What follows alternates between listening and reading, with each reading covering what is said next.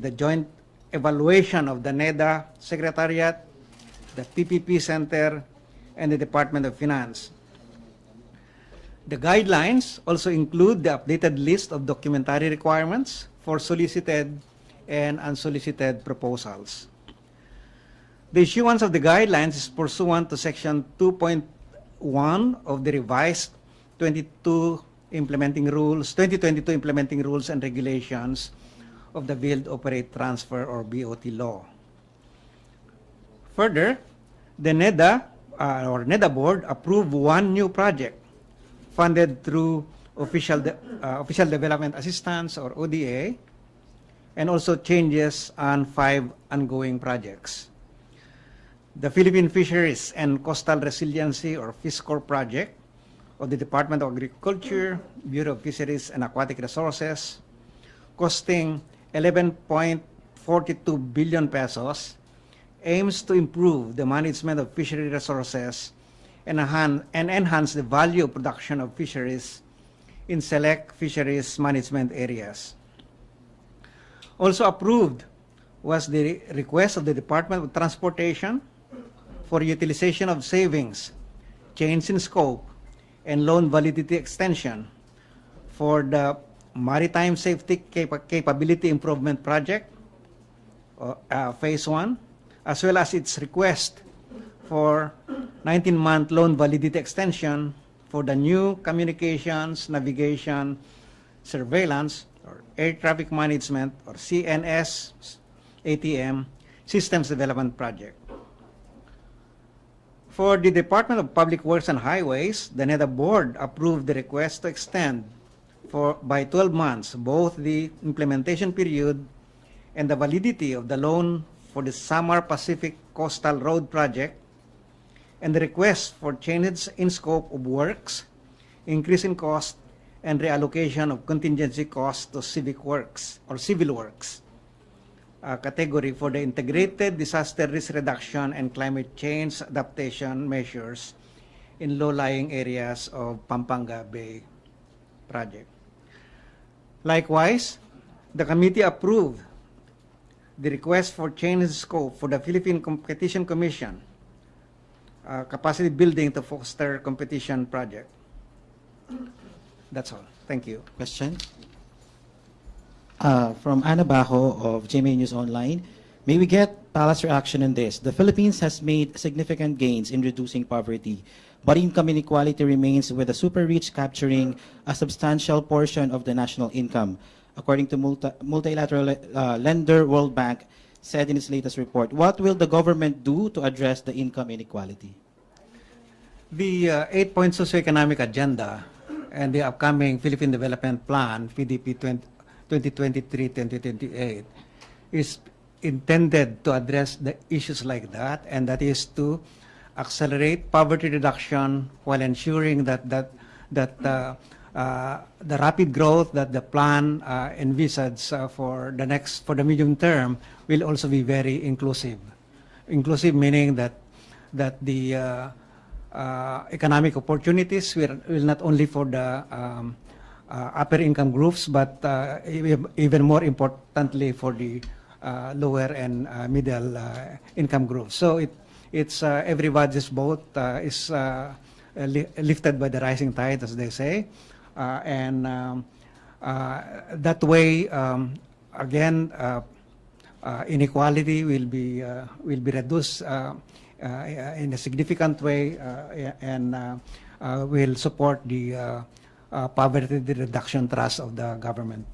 Okay, Alexis Romero, Philstar. So, Secretary, what does the administration seek to achieve with the modification of the tariffs on e-vehicles? Well, we want to encourage the adoption, the use of e-vehicles, because that will address pollution issues, and of course, it's our adaptation to climate change, and that's we believe that's the future. But more importantly, we want to be part of the value chain globally in this drive to get to this new new industries, new growth drivers, and hopefully we can develop our own industries, and this reduction in tariff is a part of that building up of ecosystem. Regarding details of the EO lang, no, what was the previous tariff for the e-vehicles, and how long will this modification last? Various rates, some 5%, 7%, 10%. Ranges yeah. from I believe it's about 30% down to 7% to 5%. Most of it are in that range because we have done a lot of tariff reduction in the past 2.5 decades, and so our tariff rates are actually already very low. So it's not going to really have much. So the zero rate will last until. Well, we will review the effects of this new policy after 1 year, and we'll see how we reconfigure the system by then. Salamat po. Alvin Baltasar, Radyo Pilipinas. Secretary, magandang hapon po. Secretary, hindi po ba malulugi ang pamahala natin dito sa gagawing modification doon sa tariff sa mga e-vehicles? Hindi pa naman kasi we are really reducing the tariffs for those vehicles that are not actually yet locally produced, no? As of now, the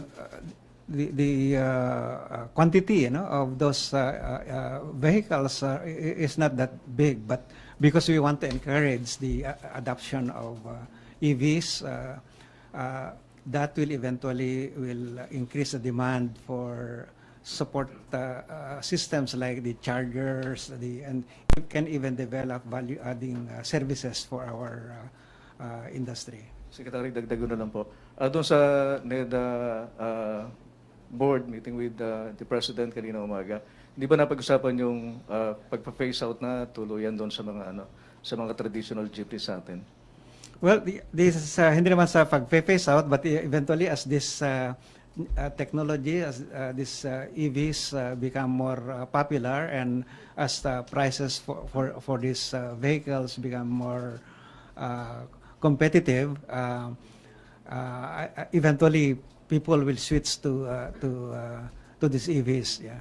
So as of now, as you may know, the costs are still quite high, but technology is developing rapidly, and this cost, including the batteries, are also already going down.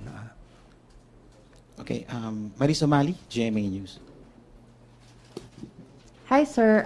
Good afternoon. Also a follow-up on the tariff. Sir, how soon are we expecting this to start?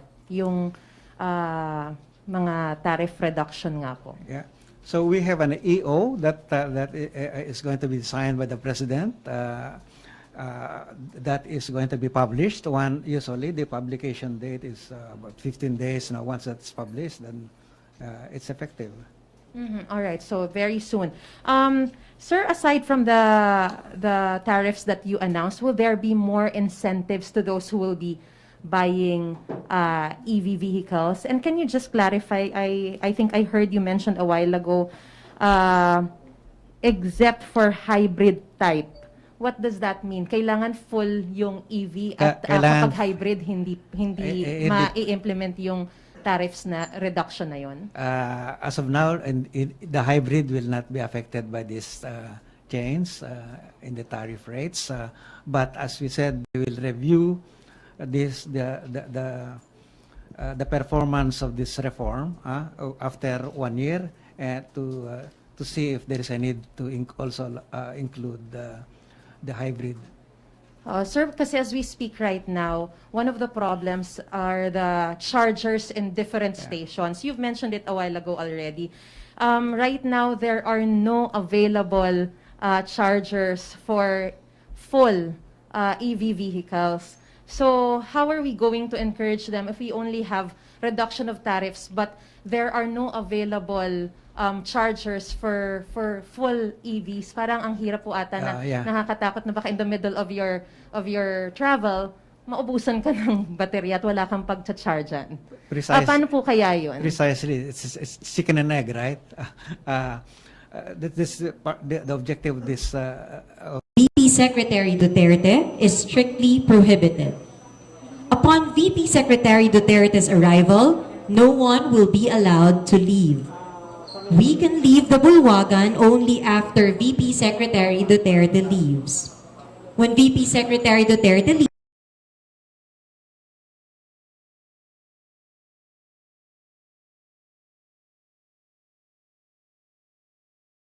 market for more EVs, then this subsidiary auxiliary services will develop rapidly. Of course, we have also lowered the tariff for components and parts, no, which will include the batteries, and so that will help also the adoption and spread of these EVs. Sir, maybe you should also consider the hybrid, because right now the market is for the hybrid because, of course, there is the fear that in the middle of the travel nga po, maubusan sila ng electricity. So most of the market is on the hybrid side. Maybe, are you also looking into that possibility that reduction of tariff will also be implemented to hybrid EVs? Yeah, we have considered that, and the decision is to take stock of the lessons learned of the performance of this reform after within 1 year, and then we'll decide whether after 12 months there's a need to include the hybrid. Okay, Pia Gutierrez, ABS-CBN. Hi, sir. Sir, with the planned reduction of the tariffs, how much po do we expect the market costs of these EVs to go down? Well, yeah. So depending on the vehicle, whether scooter or bus or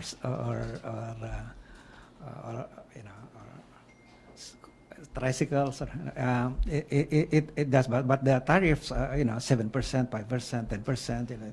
That's what at least the savings I could have from the importation.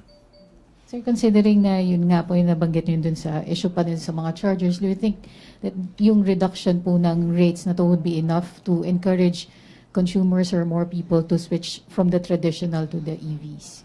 Maybe not enough, but there are other incentives that, for example, producers of EVs can avail of.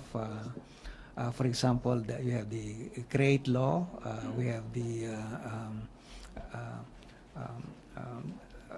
DTI and other, particularly the DTI-based agencies providing incentives can also be availed of.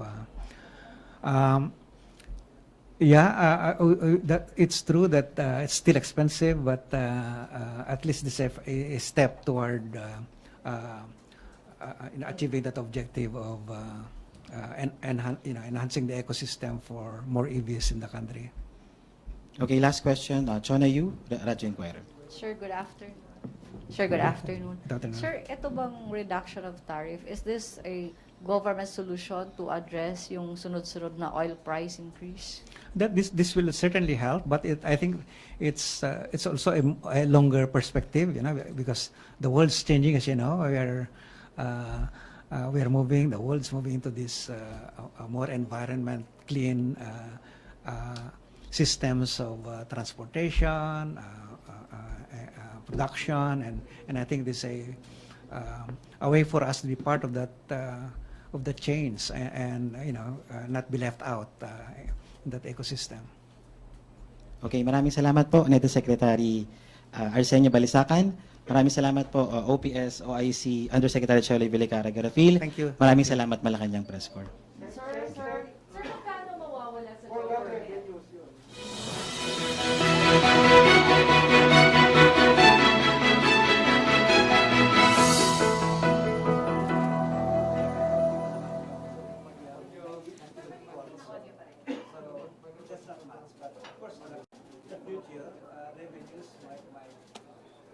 Might be affected, but we hope that with the development of the other industries and